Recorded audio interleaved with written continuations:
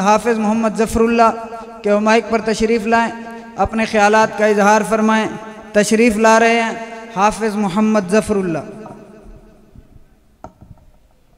نحمده ونصلي على رسوله الكريم، أما بعد، أعوذ بالله من الشيطان الرجيم، بسم الله الرحمن الرحيم، محمد رسول الله، صدق الله العظيم۔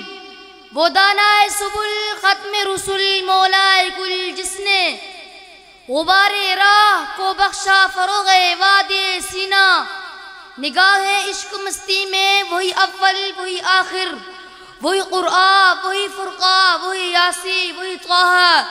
میرے واجب الاحترام اساتذہ کرام و علماء کرام اور طلباء عزام، میرے عزیز دوستوں، بھائیوں اور بزرگوں، السلام علیکم ورحمۃ اللہ وبرکاتہ۔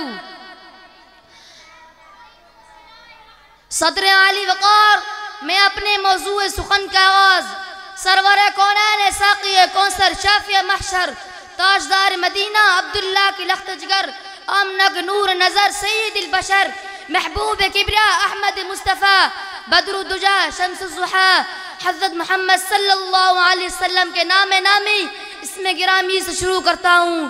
جناب عالی وقار، اللہ تعالیٰ نے خود ارشاد فرمایا، اے میرے محبوب، اے میرے لاڈلے پیغمبر، میرا تجھ سے وعدہ ہے کہ زمین کے جس خطے پر، آسمان کے جس کونے پر، ہوا کے جس جھونکے پر، درخت کے جس پتے پر، پانی کے جس قطرے پر، جس انسان کے دل و دماغ پر تیرا ذکر ہوگا، میں اس پر اپنی رحمتوں کی بارش برسا دوں گا، کیونکہ انہیں خلق کر کے نازا ہوا خود ہی دست قدرت، انہیں خلق کر کے نازا ہوا خود ہی دست قدرت، کوئی شاہکار ایسا کبھی تھا نہ ہے نہ ہوگا۔